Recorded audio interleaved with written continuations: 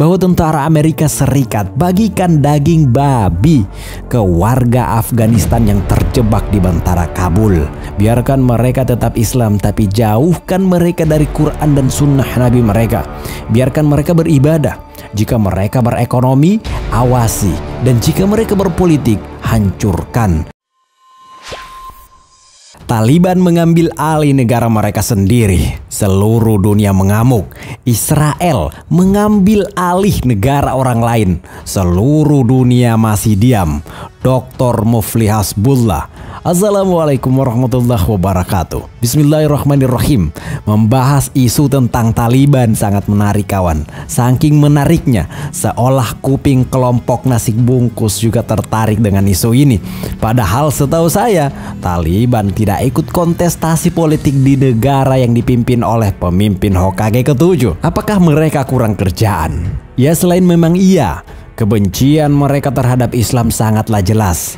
Tapi kita tidak akan bahas itu kali ini. Dan ada hal yang jauh lebih menarik dan lebih penting. Kita ke Afghanistan.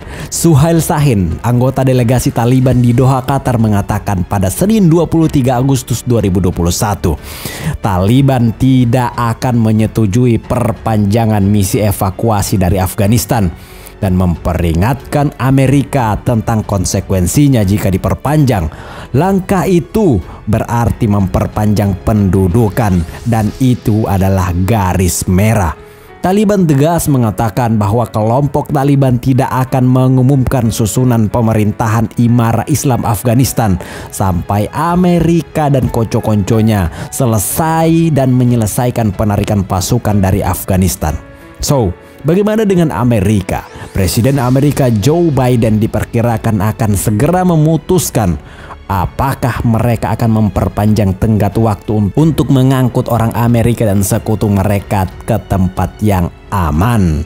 Di sisi lain, ada hal yang menarik perhatian publik Amerika, yaitu ketika sebuah foto propaganda yang dirilis Taliban menunjukkan anggota unit komando elit Badri 313 milik Imara Islam Afghanistan membuat tandingan foto ikonik Perang Dunia Kedua ketika tentara Amerika Serikat mengibarkan bendera Amerika di Pulau Iwo Jima, Jepang 1945 silam. Alhasil, upaya Taliban tersebut berhasil, di mana banyak orang Amerika yang marah menganggapnya sebagai penghinaan telak kepada Amerika.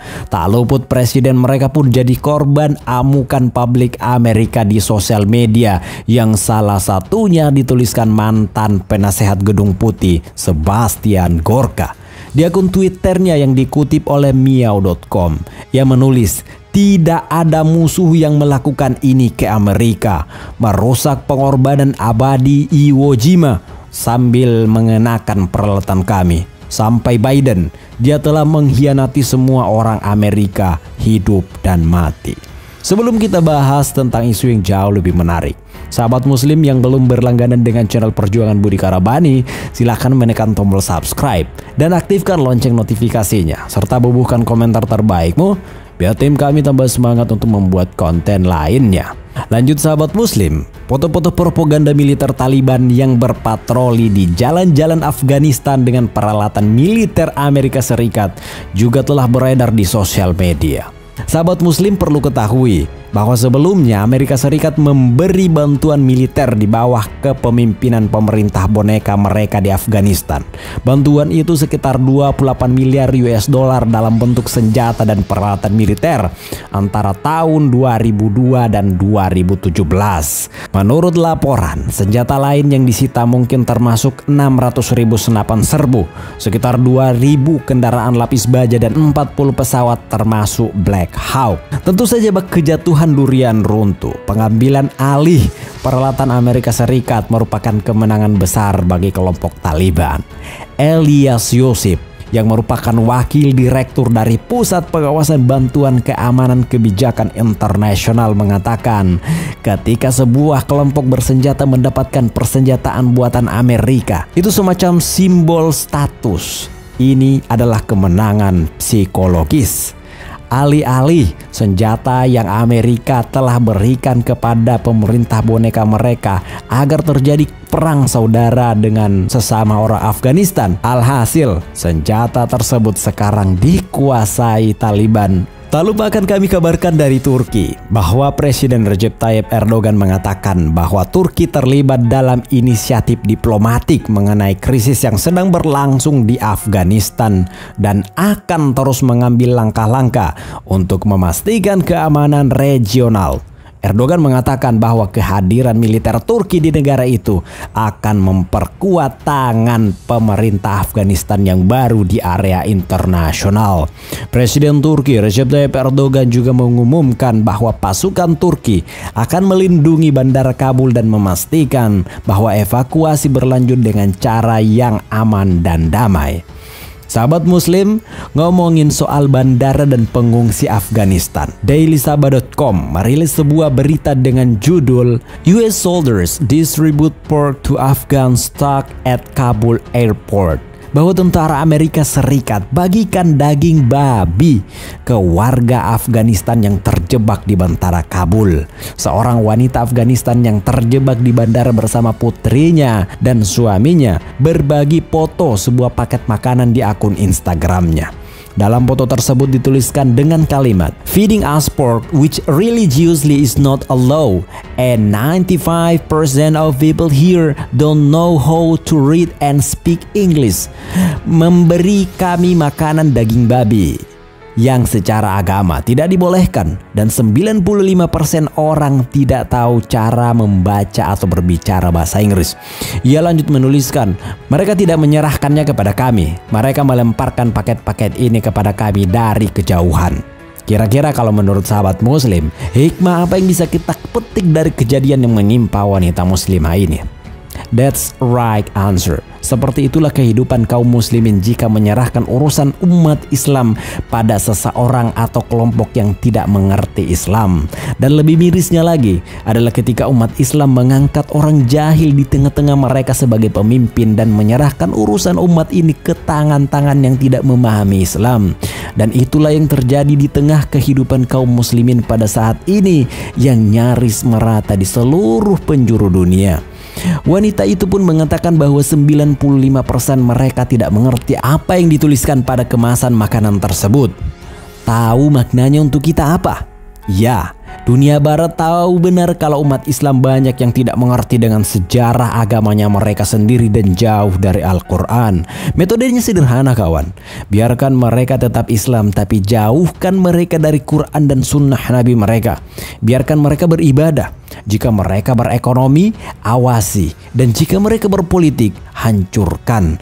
Benar, kita Islam tapi takaran yang kita gunakan untuk menilai antara kebaikan dan keburukan menggunakan takaran dunia barat. Maka tak heran dengan mudahnya Amerika dan kroni-kroninya menebarkan propaganda di tengah umat Islam. Seolah kita lebih mudah mempercayai media kelompok non-muslim daripada mempercayai saudara kita sendiri yang tengah memperjuangkan dan menegakkan agama Allah di tanah air mereka. Lihat saja ketika isu gender tentang perempuan diangkat oleh media-media non-muslim. Apa reaksi kita? Seolah membenarkan mereka, padahal saudara kita di sana sedang berusaha melindungi saudari muslimah mereka dari fitnah besar yang terjadi. Ngomongin soal isu gender, ada hal yang mengejutkan dan membantah opini publik selama ini.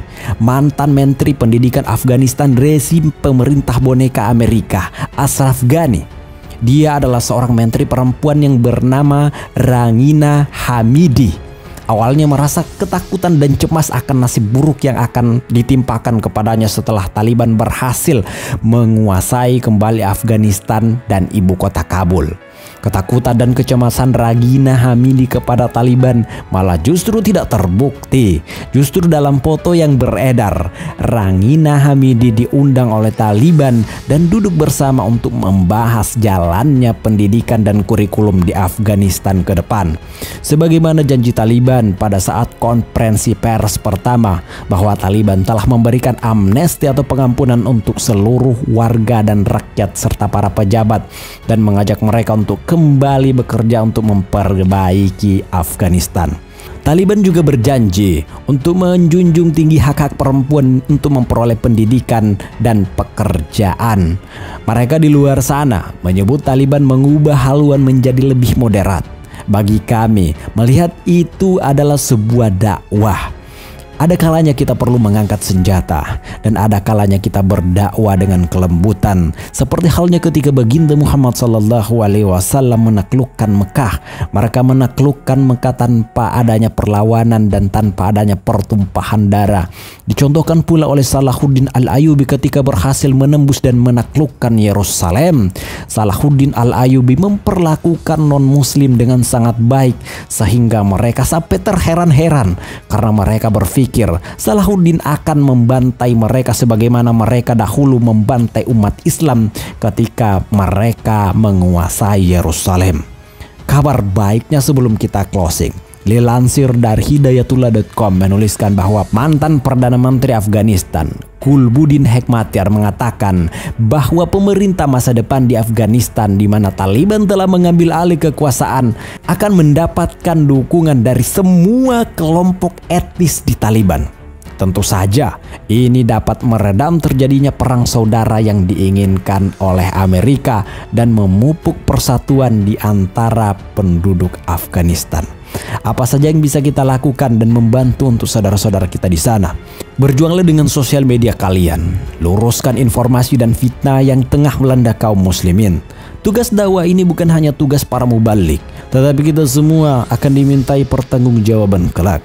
Doa terbaik untuk saudara-saudara kita di seluruh belahan dunia. Semoga Allah SWT senantiasa melindungi negeri-negeri kaum muslimin dari segala keburukan dan fitnah kaum kufar, serta segera mempersatukan kaum muslimin di bawah naungan kalimat tauhid. Wallahu a'lam bishawab. Jika ada salahnya datangnya dari kami, benarnya datangnya dari Allah Subhanahu wa taala. Budi Karabani undur diri. Sampai ketemu lagi. Assalamualaikum warahmatullahi wabarakatuh.